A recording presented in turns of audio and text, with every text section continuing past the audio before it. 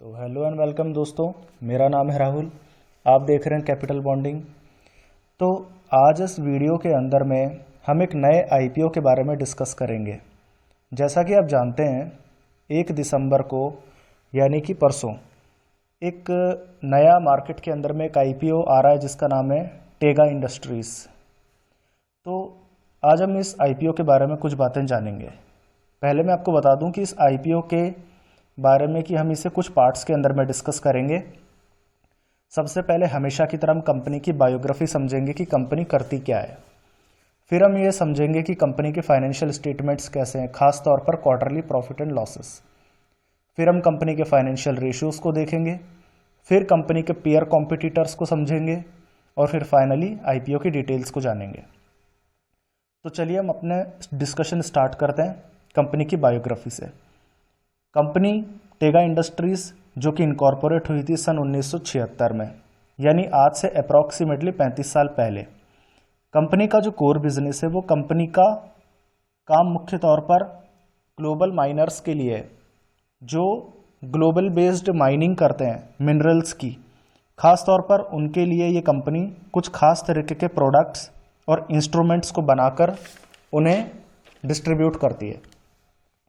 2020 के अंदर में कंपनी की सबसे लार्जेस्ट एक चेन बन गई थी जिसमें कंपनी का स्पेशल मैन्युफैक्चरिंग काम था पॉलीमर्स से रिलेटेड कुछ मिल लाइनर्स।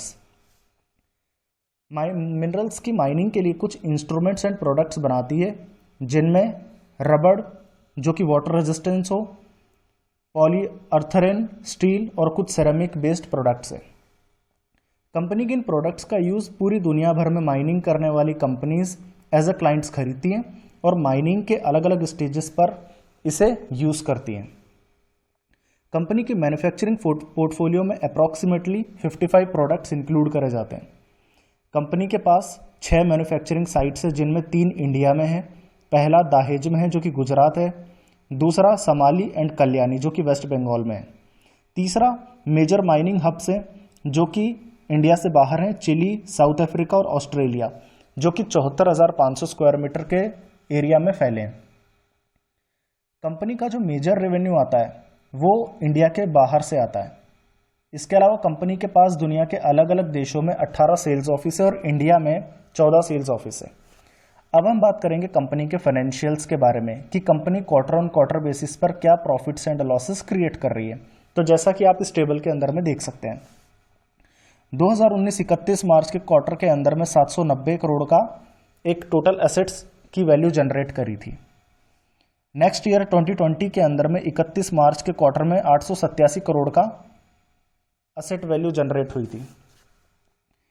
2021 के अंदर में 31 मार्च वाले क्वार्टर में 1018 करोड़ की वैल्यू के एसेट्स और फिर 21 के 30 जून को क्वार्टर के अंदर में 1056 करोड़ के लगभग की एसेट्स जनरेट हुई थी। सेल्स कंपनी ने 2019 के अंदर में 650 करोड़ रुपए की सेल्स करी थी 32 करोड़ रुपए के प्रॉफिट के साथ।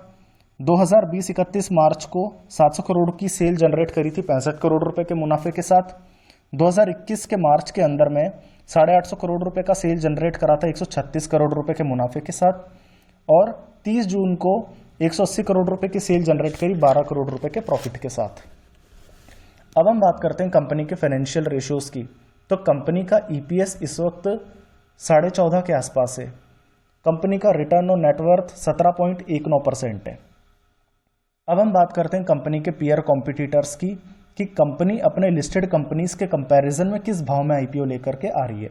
कंपनी का खुद का प्राइस टू अर्निंग रेशियो है 63.18 और इसका पीयर कॉम्पिटिटर है एआईए इंजीनियरिंग जिसका प्राइस टू अर्निंग इस वक्त 40.65 है, जिसके कंपैरिजन में इस वक्त थोड़ा सा महंगे भाव में आईपीओ आ रहा है। अब हम बात करते हैं कंपनी की आईपीओ डिटेल्स की। कंपनी का आईपीओ ओपन होगा 1 दिसंबर 2021। कंपनी का आईपीओ क्लोज होगा 3 दिसंबर 2021। अलॉटमेंट होगा 8 दिसंबर 2021। अगर अलॉटमेंट नहीं हो पाया तो रिफंड जो होगा उसका इनिशिएशन होगा 9 दिसंबर 2021। अगर शेयर्स आपको क्रेडिट होते हैं डीमैट के अंदर में तो वो होंगे 10 दिसंबर 2021 और आईपीओ की लिस्टिंग हो जाएगी सेकेंडरी मार्केट के अंदर में 13 दिसंबर। दूसरी डिटेल्स भी चलिए हम चेक कर लेते हैं। आईपीओ ओपन होगा 1 दिसंबर, आईपीओ क्लोज होगा 3 दिसंबर। इशू होगा पूरा कंप्लीट बुक बिल्डिंग के थ्रू। फेस वैल्यू होगी हमारी हर एक शेयर की 10 रुपये।